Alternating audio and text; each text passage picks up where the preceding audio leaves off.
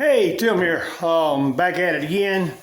I had a whole lot of stuff going on between the last little clip I sent in my journal and this one. As you can guess, it's more flooring.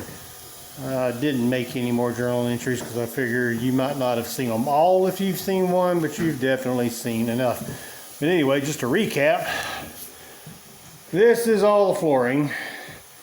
That piece which we saw, the original section, got much wider. I went into the wash area here with a hammer and realized that all of this was swollen. So instead of trying to piecemeal it out, we just went to town. We cut it all out. Gave us an opportunity, and I didn't film it, probably should have. We are going to put a butcher block island here in where the dining room area would normally be with a bar. So while I had the floor up, I did take opportunity to take some 2x8s and shore up several different places along the floor joists just to give it some extra structural integrity. But that's not what we're here to talk about today. Or is that wall I got to finish building. But I came in. My wife and I have hung some of the ceiling. It's going to need some dressing, but I think it's going to work. And we still got this half, which I was going to try to do today by myself. Turns out that is definitely not a one-person job. So if you look out the window, you'll see the sun. That is 800 pallet boards, 1/2 inch thick, 5 inches wide, 6 foot long. We are going to recover every wall in the house.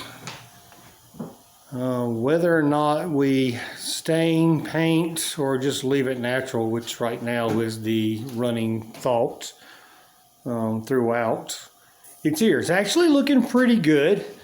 I was told that I probably should not do journal entries. I should be doing how-to.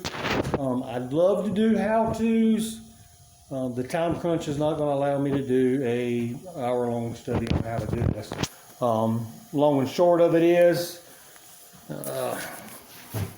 take the board, and you see we hung it with a level across the top. There's the end of the first joint.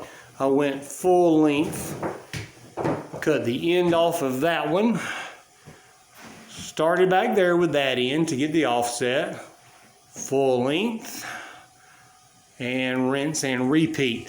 Now, truth of the matter is, everything between that spot of the windows, and of course that could have all been done with single slats all the way down, and you'd had no joints in any of it. Probably would have lost a little bit of my wood like that, and it would have just had, to me, a very flat feel. We want it to look like it was built in 1900.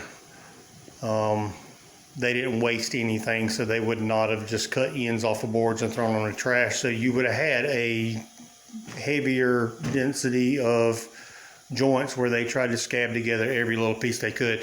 And to make it look authentic, even over here, I've tried to stagger the joint line so that it's just not so bland. So far it's coming along pretty good. Simple chop saws making my cuts. Good old trusty speed square. Shout out to my boy at work, Tony, who loaned me his air guns, and a shout out to work who loaned me the air compressor, making this much, much easier. So that's my update. That's where we're at. It is April 1st. April 31st, we need to live here. So that's my time crunch. Tim out.